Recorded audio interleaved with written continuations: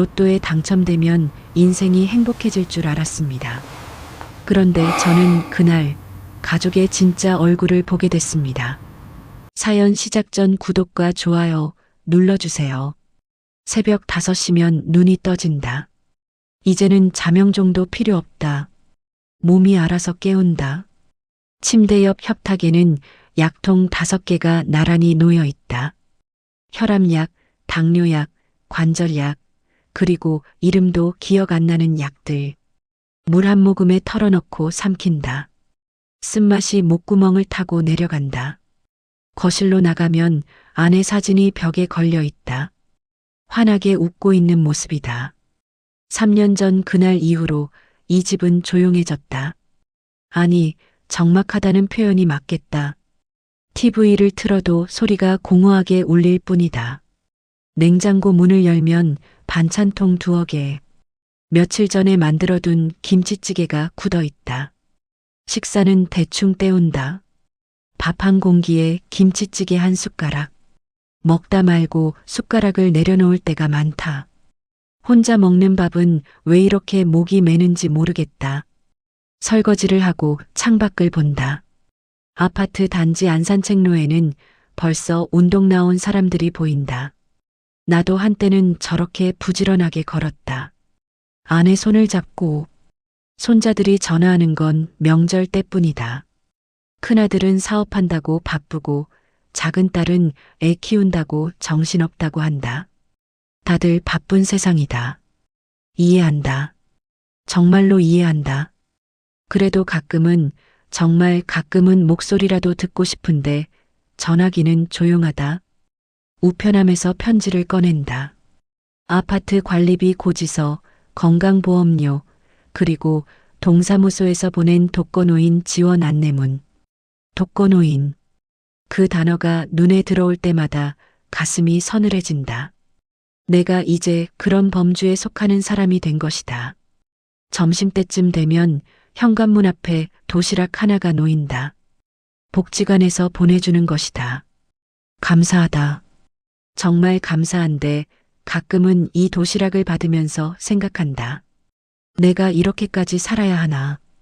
78살. 이 나이에도 사람은 계속 살아야 하는 것인가. 저녁이 되면 로또 판매점에 간다. 이게 유일한 외출이다. 매주 토요일마다 같은 번호로 5장을 산다. 아내 생일, 큰아들 생일, 작은 딸 생일, 결혼기념일, 그리고 손자 생일을 조합한 번호들이다. 당첨될 거라고 기대하지는 않는다. 그냥 습관이다. 아내가 살아있을 때 함께 사던 습관. 그때의 우리는 웃으면서 말했었다. 당첨되면 세계 여행 가자고. 판매점 아저씨가 묻는다. 오늘도 같은 번호냐고. 나는 고개만 끄덕인다. 말이 많아질 필요는 없다. 로또 용지를 받아들고 집으로 돌아온다. 현관문을 잠그고 불을 끈다.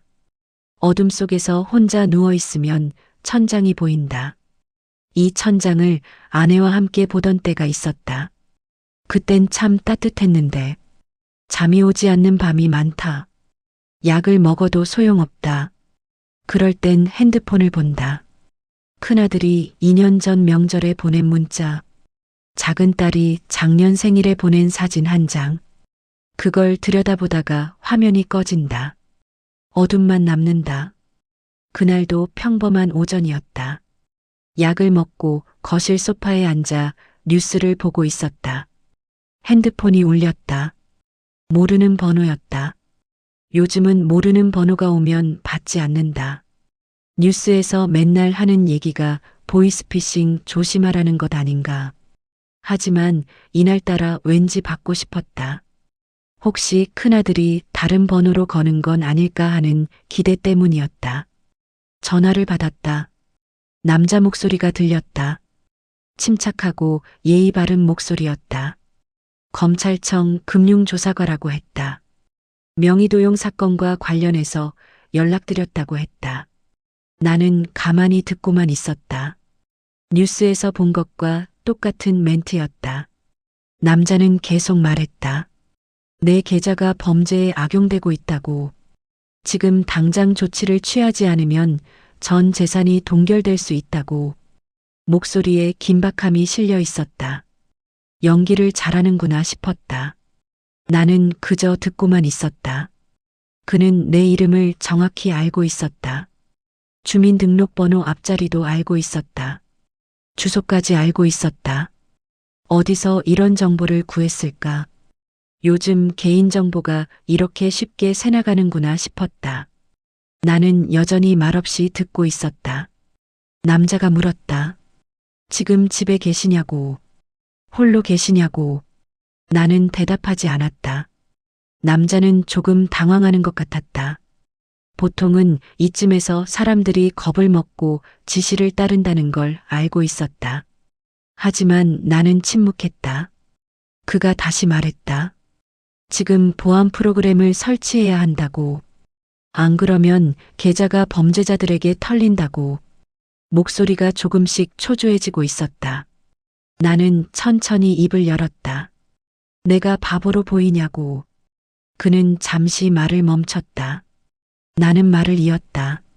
뉴스에서 매일 보는 수법이라고. 검찰이 전화로 이런 얘기를 할 리 없다는 것쯤은 나도 안다고. 남자는 당황한 듯 말을 더듬었다.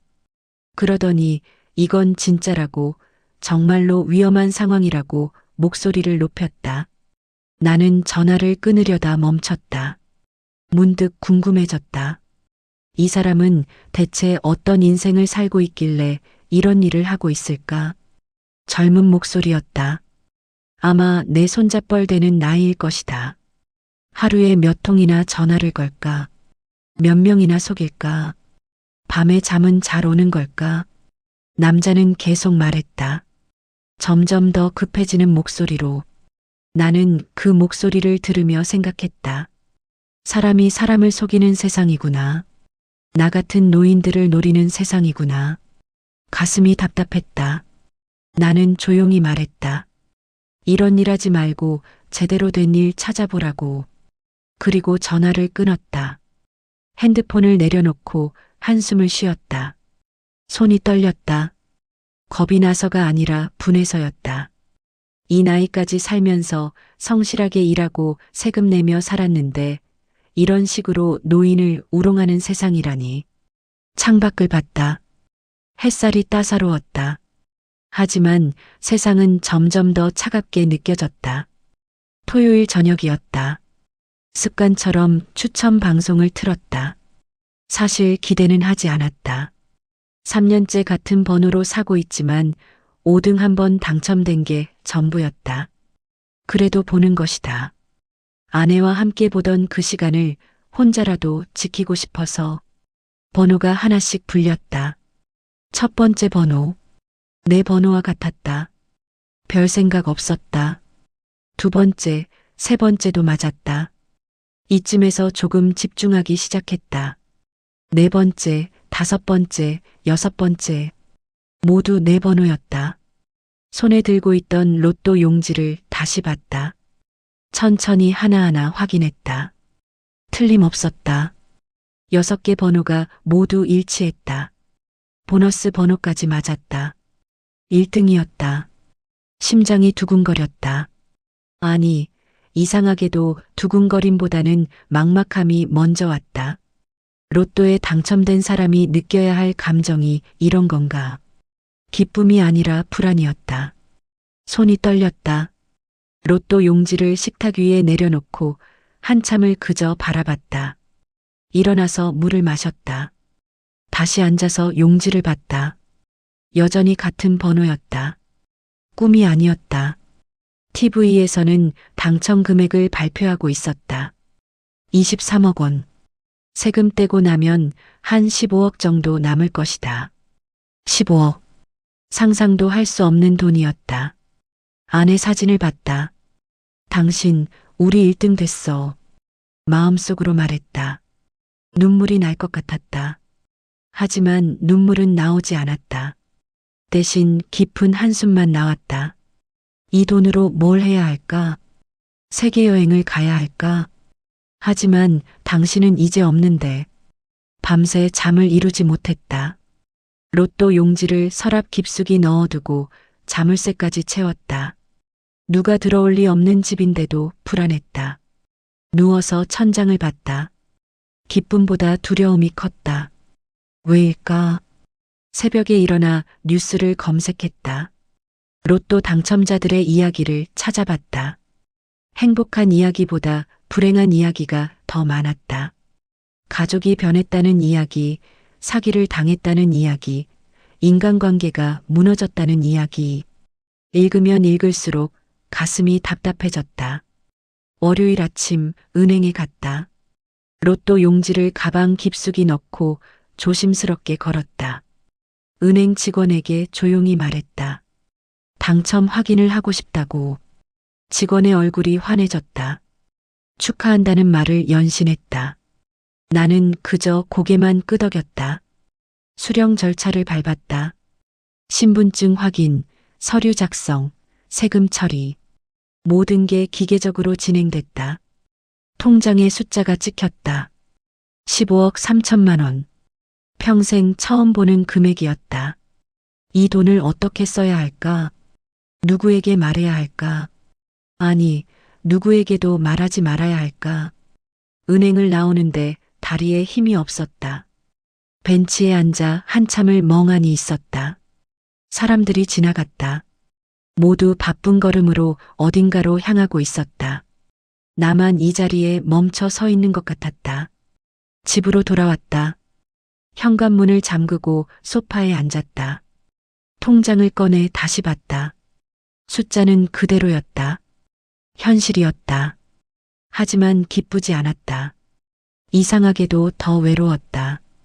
이 사실을 함께 기뻐할 사람이 없었다. 아내가 있었다면 얼마나 좋았을까. 핸드폰을 들었다가 내려놓았다. 아들에게 전화해야 할까? 딸에게 말해야 할까? 하지만 뭔가 망설여졌다. 이 돈 때문에 사람이 달라지는 건 아닐까? 그런 생각이 자꾸 들었다. 나는 혼자 결정했다. 당분간은 아무에게도 말하지 않기로. 당첨 소식을 숨긴 지 일주일쯤 됐을 때였다. 큰아들에게서 전화가 왔다. 2년 만이었다. 반가운 마음에 전화를 받았다. 아들은 밝은 목소리로 물었다. 요즘 어떻게 지내시냐고. 건강은 괜찮으시냐고. 오랜만에 듣는 아들 목소리가 좋았다. 잘 지낸다고 대답했다. 아들은 한참 안부를 물었다. 그러다 슬쩍 물었다. 요즘 재테크 같은 거 하시냐고. 혹시 여유 자금 있으시면 좋은 투자처가 있다고. 사업 확장할 건데 투자자를 찾는다고. 아, 그래서 전화했구나. 순간 그런 생각이 들었다. 하지만 내색하지 않았다. 그냥 돈이 어디 있냐고 연금으로 겨우 먹고 산다고 했다. 아들은 아쉬워하는 목소리로 알겠다고 했다. 그리고 바쁘다며 전화를 끊었다. 며칠 후 작은 딸에게서도 연락이 왔다. 문자였다. 아빠, 오랜만이에요. 건강하시죠? 그리고는 곧바로 본론으로 들어갔다. 애들 학원비가 많이 든다고. 요즘 경제가 어려워서 남편 수입도 줄었다고. 혹시 도와주실 수 있냐고. 딸도 마찬가지구나 싶었다. 필요할 때만 연락하는 것이다. 예전에는 이런 연락이라도 반가웠다. 그래도 가족이 뭔가를 부탁한다는 게 나를 필요로 한다는 증거 같아서. 하지만 이제는 달랐다. 씁쓸했다. 나는 딸에게 답장을 보냈다. 미안하다고. 나도 형편이 어렵다고. 복지관 도시락 먹고 산다고. 딸은 답장을 보내지 않았다. 읽은 표시만 떴다. 그게 전부였다. 그런데 이상한 일이 생겼다. 며칠 후 큰아들이 갑자기 집을 찾아왔다. 손에는 과일 바구니를 들고. 깜짝 놀랐다. 언제 이렇게 찾아온 적이 있었나? 아들은 환하게 웃으며 말했다. 그냥 얼굴 보고 싶어서 왔다고. 함께 차를 마셨다. 아들은 이것저것 물었다. 불편한 데는 없으시냐고. 병원은 잘 다니시냐고. 식사는 제대로 하시냐고. 다정한 목소리였다. 하지만 어딘가 어색했다. 연기 같았다. 작은 딸도 다음 날 찾아왔다. 손자들까지 데리고 애들이 할아버지 보고 싶어 한다며 웃었다. 손자들은 낯설어했다. 당연했다. 1년 넘게 본 적이 없으니까. 그래도 안아주니 좋았다. 아이들 특유의 따뜻함이 느껴졌다. 딸은 냉장고를 열어봤다. 반찬이 없다며 혀를 찼다. 그러더니 다음부터 반찬 갖다 드리겠다고 했다. 청소도 안 되어 있다며 휙휙 닦아댔다. 고맙기는 한데 뭔가 이상했다. 이런 관심이 갑자기 왜 생긴 걸까? 일주일 사이에 아들과 딸이 번갈아 찾아왔다. 아들은 병원 모시고 가겠다고 했다. 딸은 같이 저녁 먹자고 했다. 둘 다 전에 없던 관심이었다. 처음에는 기뻤다. 가족이 돌아온 것 같아서. 하지만 점점 의심이 들었다. 어느 날 아들이 물었다. 아버지, 혹시 통장 정리 같은 거 하셨어요? 요즘 금리도 좋은 데가 많던데. 제가 한번 알아봐 드릴까요? 나는 괜찮다고 했다. 아들은 아쉬워하는 표정을 지었다. 딸도 비슷한 말을 했다. 아빠, 노후 준비 같은 거 하세요? 보험이나 연금 상품 같은 거요.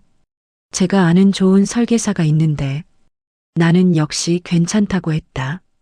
딸은 금방 화제를 바꿨다. 그날 밤 혼자 생각했다. 이 아이들이 뭔가 눈치챈 걸까? 아니면 그냥 우연일까? 하지만 우연치고는 타이밍이 너무 절묘했다. 당첨된 직후부터 갑자기 관심을 보이기 시작한 것이다. 며칠 더 지켜봤다. 아들과 딸의 방문은 계속됐다. 하지만 대화 속에서 계속 돈 얘기가 나왔다. 재산 관리, 통장 정리, 보험, 투자. 은근슬쩍 물어보는 것이었다. 겉으로는 걱정하는 척, 효도하는 척. 하지만 속마음은 달랐다. 나는 확신했다. 이 아이들이 뭔가 알고 있다는 것을. 어떻게 알았는지는 모르겠다. 은행 직원이 말했을까? 아니면 동네에 소문이 났을까? 어쨌든 이들은 알고 있었다. 아버지에게 갑자기 큰 돈이 생겼다는 것을. 그렇게 생각하니 모든 게 이해됐다. 갑작스러운 관심, 다정한 말투, 빈번한 방문. 전부 연기였다. 돈 냄새를 맡은 것이다. 사람이 돈 때문에 이렇게 변하는구나. 내 자식들마저. 가슴이 아팠다. 하지만 화는 나지 않았다. 대신 서글펐다. 그리고 궁금했다. 이 아이들이 진짜로 원하는 게 뭘까? 돈일까? 아니면 여전히 내 안에 아버지를 사랑하는 마음이 조금이라도 남아있는 걸까? 나는 계획을 세우기 시작했다. 이 아이들을 시험해 보기로. 사람의 본성을 확인해 보기로. 늙었다고 다 바보는 아니다. 나도 한때는 이 세상을 살아온 사람이다. 일요일 저녁 아들과 딸을 불렀다. 오랜만에 가족 모임을 하자고 했다. 둘 다 선뜻 온다고 했다. 예전 같으면 바쁘다고 핑계를 댔을 텐데. 역시 뭔가 기대하는 게 있는 모양이었다. 식탁에 음식을 차렸다. 복지간 도시락을 그릇에 옮겨 담았다. 딸이 도착해서 보더니 아빠가 직접 준비하셨냐며 감탄했다.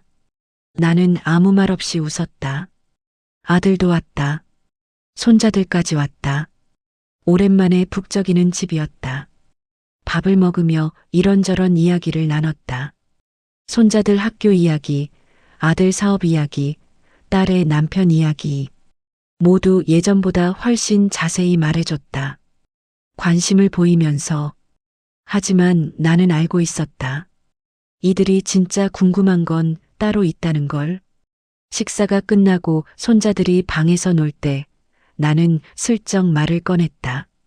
요즘 힘든 일이 있다고. 아들과 딸의 눈빛이 변했다. 귀를 기울였다. 나는 한숨을 쉬며 말을 이었다. 며칠 전에 전화가 왔다고 했다. 검찰청에서 왔다고 하더라고. 명의도용 사건이라면서 긴급하게 조치해야 한다고. 나는 겁이 났다고 했다. 혼자 사는 노인이라 무서웠다고. 아들이 물었다. 그래서 어떻게 하셨냐고. 목소리에 긴장이 실려 있었다. 나는 천천히 말했다. 그 사람 말대로 했다고. 통장 번호를 알려줬다고. 보안 프로그램도 깔았다고. 딸의 얼굴이 굳었다. 아빠, 그거 보이스피싱 아니에요? 나는 고개를 저었다. 아니라고 했다. 진짜 검사님이었다고. 신분증도 보여줬다고. 거짓말을 능숙하게 했다. 아들이 다급하게 물었다. 돈은요? 통장에 돈은 얼마나 있었어요? 나는 잠시 침묵했다. 그리고 조용히 말했다. 많았다고. 꽤 많았다고. 구체적인 금액은 말하지 않았다. 순간 거실이 조용해졌다. 아들과 딸이 눈빛을 교환했다. 둘 다 당황한 표정이었다. 하지만 그 당황 속에는 다른 감정도 섞여 있었다. 안타까움이 아니라 아쉬움 같은 것. 딸이 물었다. 정확히 얼마가 있었어요? 은행에 신고는 하셨어요? 나는 피곤하다는 듯 손을 저었다. 이미 다 빠져나갔다고. 통장은 텅 비었다고. 경찰에 신고했지만 찾기 어렵다더라고. 아들이 벌떡 일어났다. 아버지, 그게 얼마나 있었는데요? 대체 얼마요? 목소리가 커졌다. 나는 그저 고개를 떨구고 있었다. 10억 넘게 있었다고 중얼거렸다. 로또에 당첨됐었다고. 거실에 정적이 흘렀다. 아들과 딸이 서로를 쳐다봤다. 얼굴이 하얗게 질려 있었다. 딸이 떨리는 목소리로 물었다. 로또요? 1등이요? 나는 고개를 끄덕였다. 그런데 사기꾼한테 다 빼앗겼다고 말했다. 아들이 벽을 쳤다. 아버지, 왜 우리한테 말씀 안 하셨어요? 먼저 상의하셨어야죠. 목소리에 분노가 섞여 있었다. 나는 그 목소리를 조용히 들었다. 미안하다고만 했다. 혼자 살다 보니 판단력이 흐려졌다고. 딸도 울먹이기 시작했다. 아빠, 그걸 왜 혼자 처리하려고 하세요? 우리가 있잖아요. 하지만 그 눈물 속에서 나는 다른 것을 읽었다. 날아간 돈에 대한 아쉬움. 자기들 몫이 사라진 것에 대한 분함. 아들이 물었다. 정말 한 푼도 안 남았어요? 다른 통장은요? 숨겨둔 돈은 없어요? 캐묻는 질문이었다. 나는 없다고 했다. 전부 사기꾼한테 넘어갔다고. 연금만 남았다고. 그날 밤 아들과 딸은 오래 머물렀다. 하지만 나를 위로하기 위해서가 아니었다. 정말로 돈이 다 없어진 건지 확인하려는 것이었다. 통장을 보여달라고 했다. 카드 내역을 확인해 보자고 했다. 혹시 은행에 다른 계좌가 있는지 물었다. 나는 차분하게 대응했다. 다 보여줬다. 정말로 비어있는 통장 하나를. 물론 당첨금이 들어있는 진짜 통장은 따로 숨겨뒀다. 아들과 딸은 그제야 한숨을 쉬며 돌아갔다.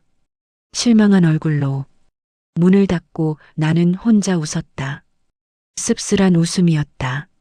내가 보이스피싱에 당했다는 거짓말에 이들이 보인 반응. 걱정이 아니라 아쉬움. 위로가 아니라 추궁. 돈이 생기니 사람이 달라지더라.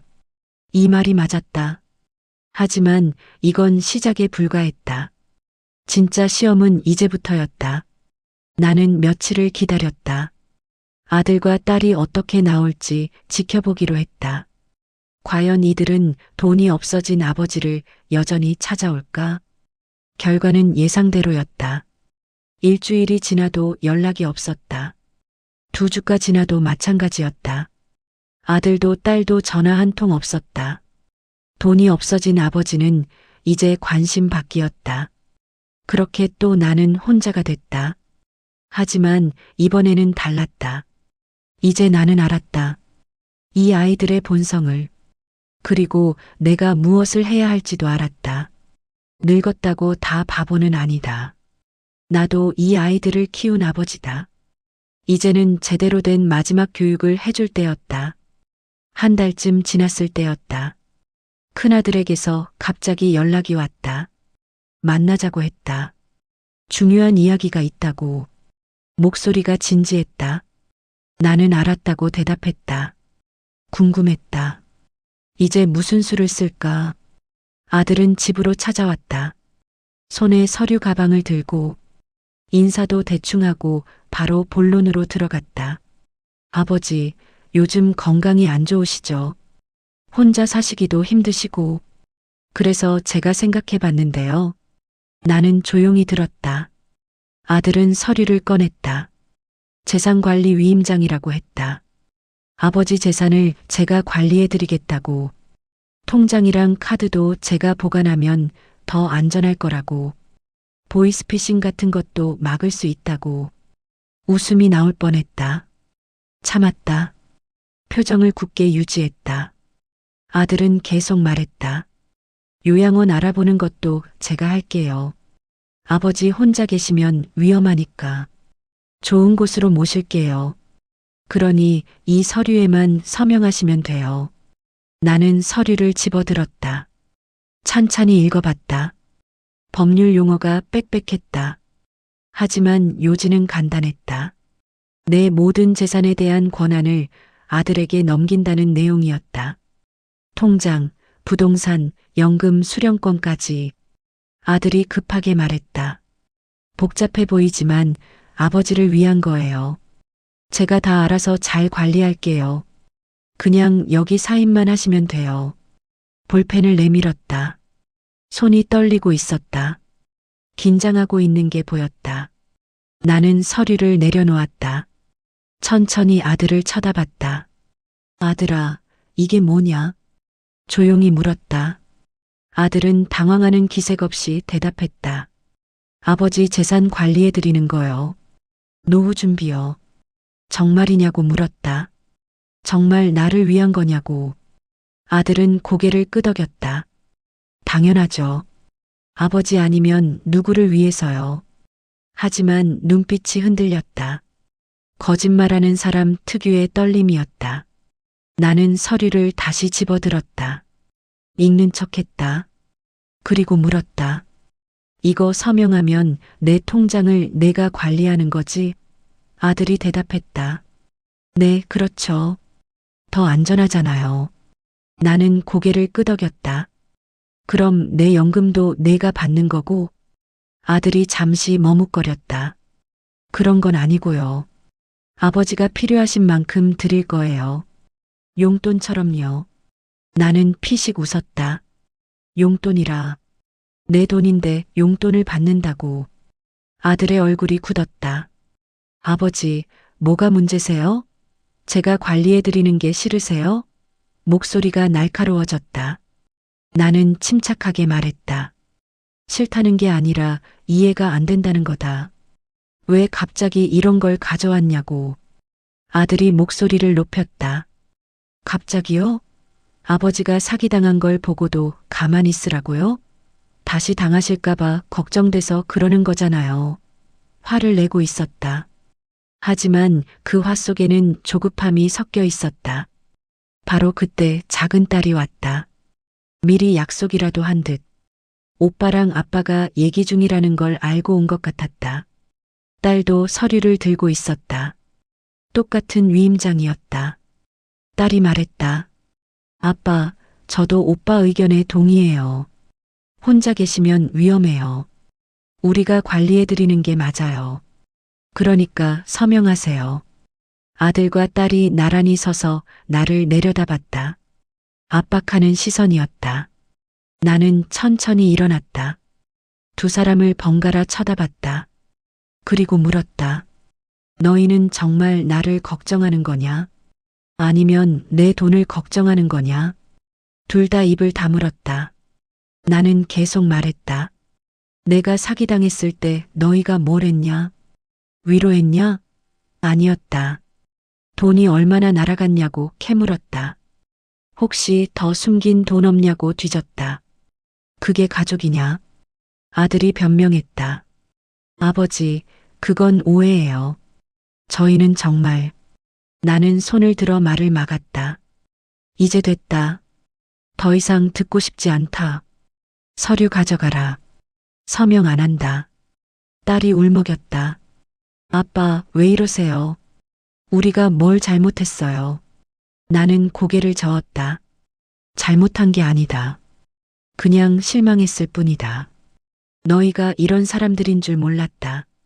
아들이 소리쳤다. 도대체 뭐가 문제예요? 우리가 효도하려는데. 나는 차갑게 대답했다. 효도는 서명을 강요하는 게 아니다. 그리고 조용히 현관문을 가리켰다.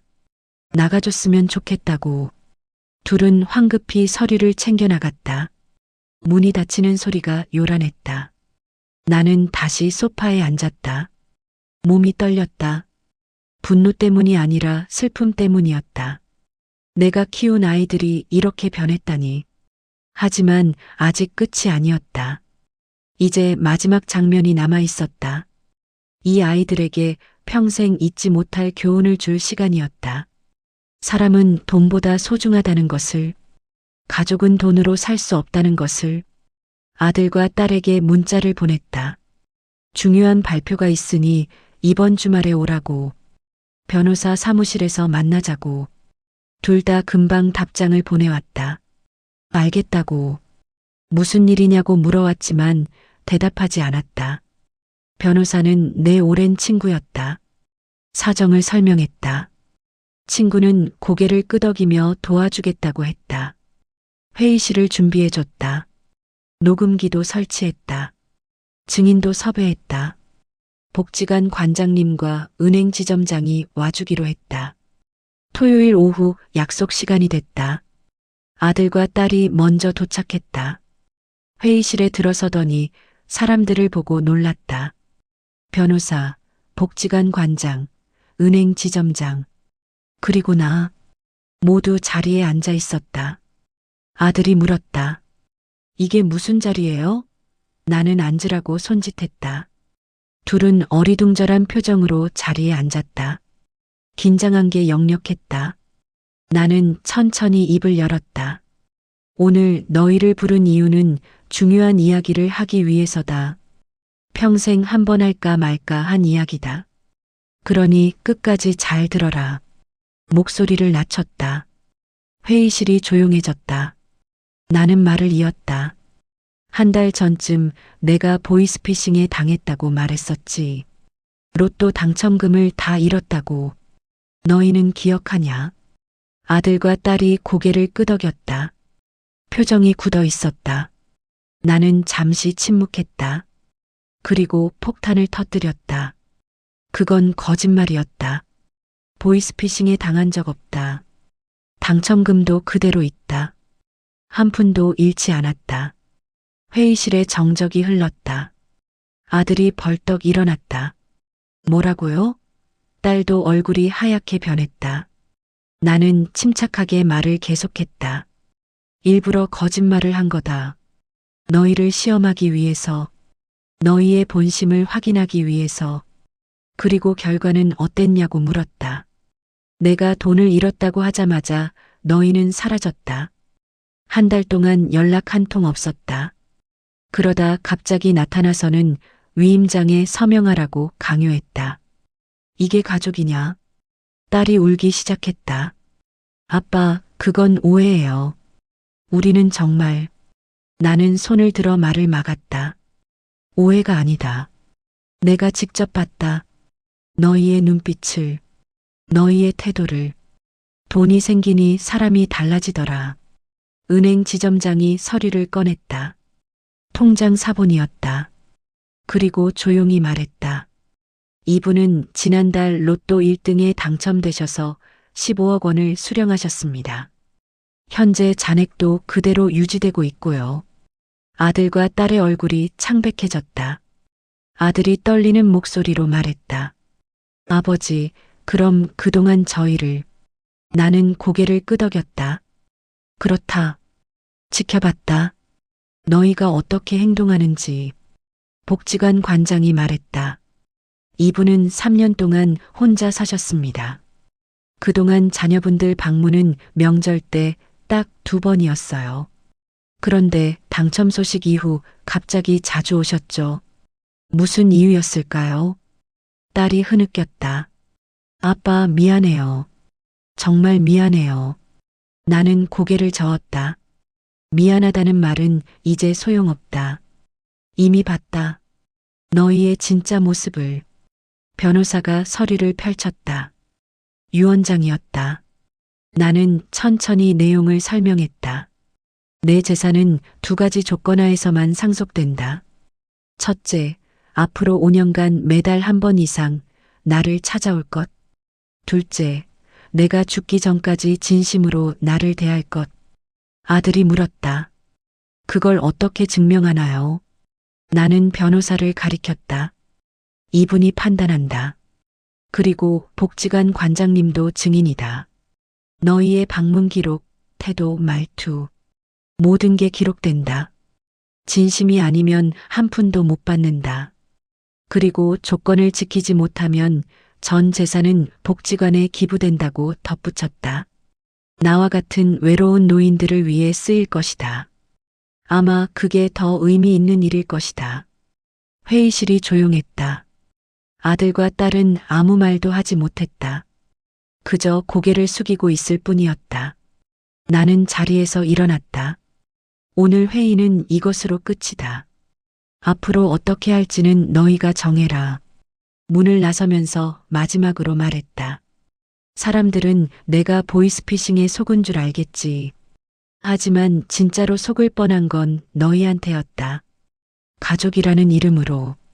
그게 더 무섭다. 복도를 걸으며 뒤돌아보지 않았다. 하지만 뒤에서 흐느끼는 소리가 들렸다. 딸의 울음소리였다. 가슴이 아팠다. 하지만 이제는 냉정해야 했다. 이게 마지막 교육이었다.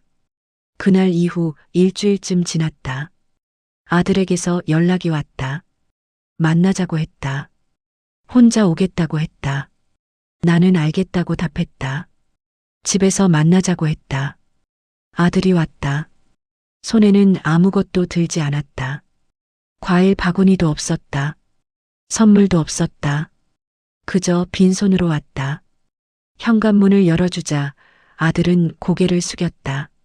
아버지, 들어가도 될까요? 조심스러운 목소리였다. 거실로 안내했다. 차를 내왔다.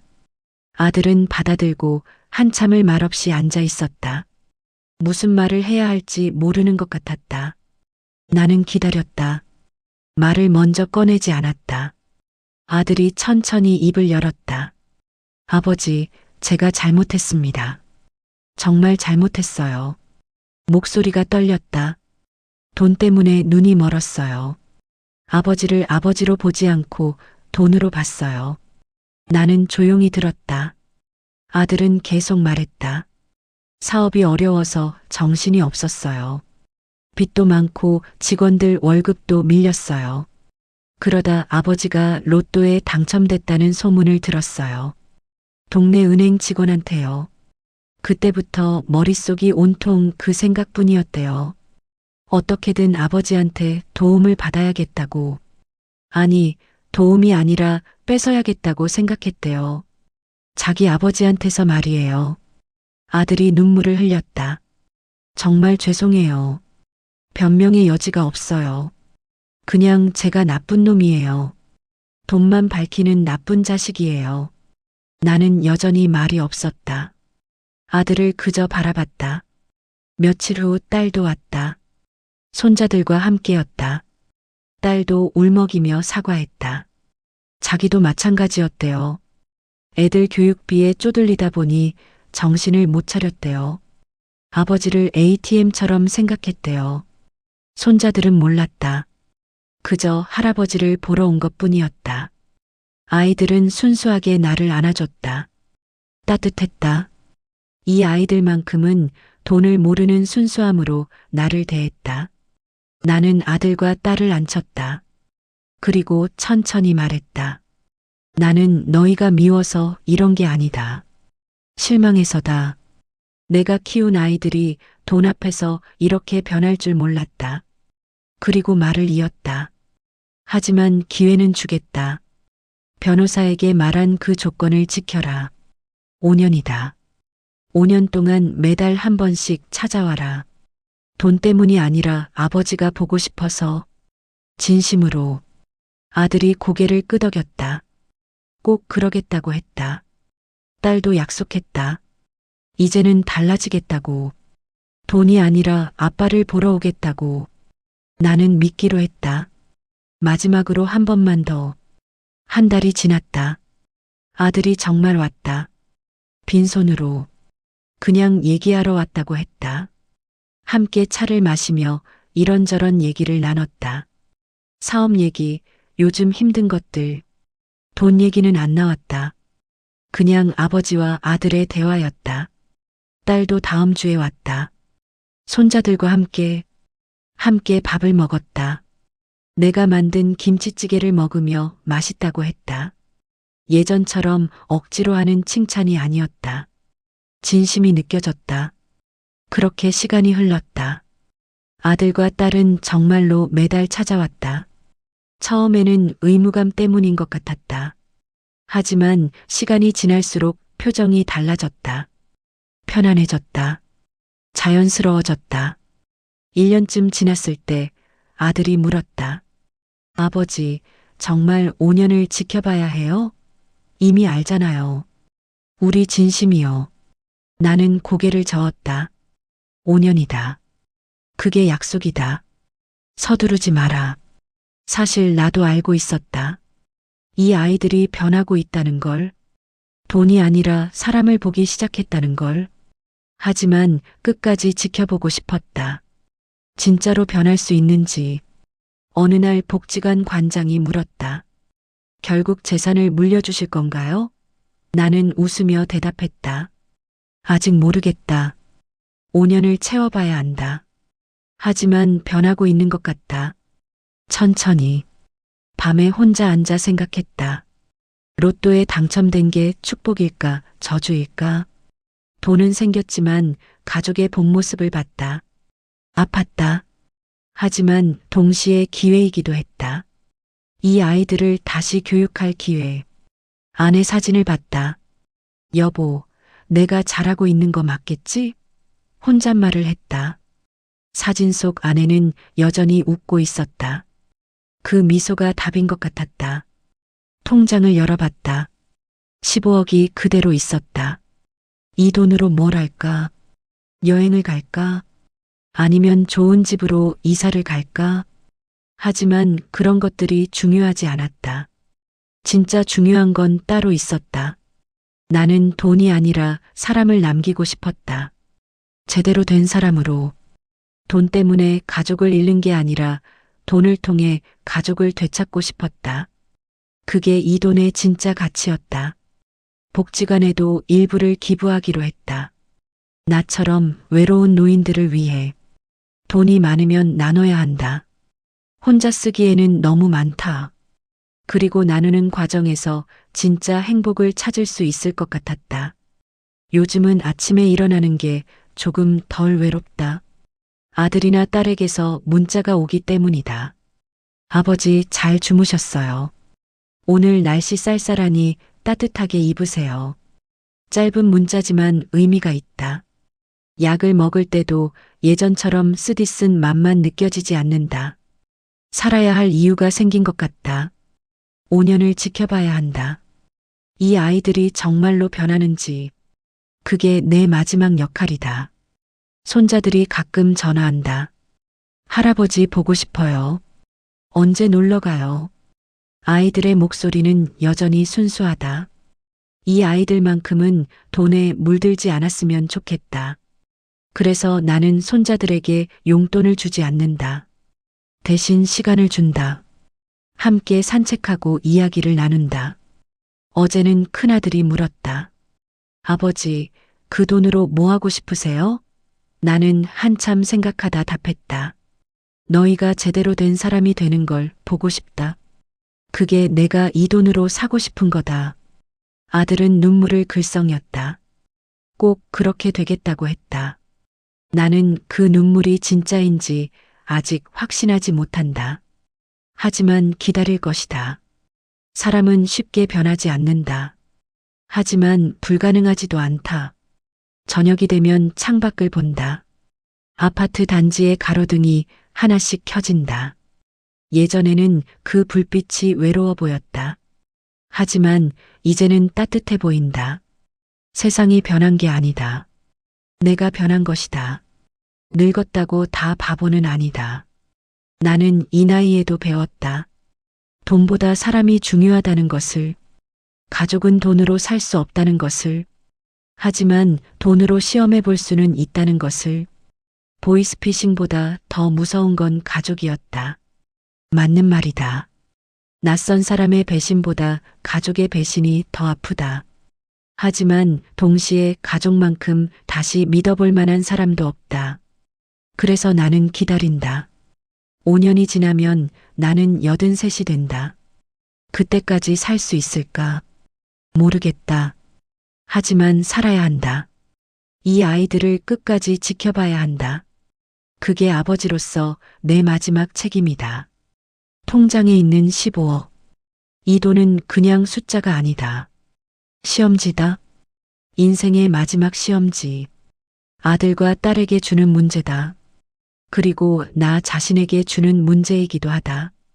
나는 용서할 수 있을까? 배신한 자식들을, 돈 때문에 변한 아이들을. 지금은 모르겠다. 하지만 5년 후에는 알 수 있을 것 같다. 그때 가서 결정하겠다. 유언장을 어떻게 쓸지. 밤이 깊었다. 약을 먹고 잠자리에 든다. 내일도 아들이나 딸에게서 연락이 올까? 아마 올 것이다. 의무감 때문이라도. 하지만 언젠가는 진심이 되기를 바란다. 침대에 누워 눈을 감는다.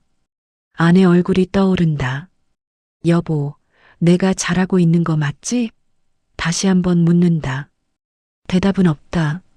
하지만 가슴속에서 무언가 따뜻한 게 느껴진다. 아마 그게 답일 것이다. 로또에 당첨됐을 때는 불행의 시작인 줄 알았다. 하지만 이제는 안다. 이건 기회였다. 가족을 되찾을 기회. 인생의 마지막을 제대로 정리할 기회. 나는 돈이 아니라 사람을 남겼다. 아직은 미완성이지만 조금씩 만들어가고 있다. 아들과 딸을 다시 제대로 된 사람으로. 그게 이 돈의 진짜 쓰임새다. 새벽이 밝아온다. 오늘도 약을 먹을 것이다. 외로운 아침을 맞을 것이다. 하지만 예전처럼 절망적이지는 않다. 기다릴 게 있기 때문이다. 지켜볼 게 있기 때문이다. 78, 이 나이에도 사람은 새로운 것을 배운다. 돈의 무게를, 가족의 의미를, 그리고 용서의 가능성을. 아직 끝나지 않은 이야기. 5년 후에 완성될 이야기. 나는 오늘도 산다. 내일도 살 것이다. 이 아이들이 변하는 걸 볼 때까지. 그리고 그때 가서 결정할 것이다. 이 돈을 어디로 보낼지. 이 사랑을 누구에게 줄지. 이제 여러분께 묻고 싶습니다. 만약 여러분이 저와 같은 상황이라면 어떻게 하시겠습니까? 돈 때문에 변한 자식들을 다시 믿어볼 수 있겠습니까? 아니면 그냥 관계를 끊고 혼자 사시겠습니까? 여러분이라면 이 돈 누구에게 맡기시겠습니까? 가족입니까? 아니면 남입니까? 댓글로 여러분의 생각을 들려주세요.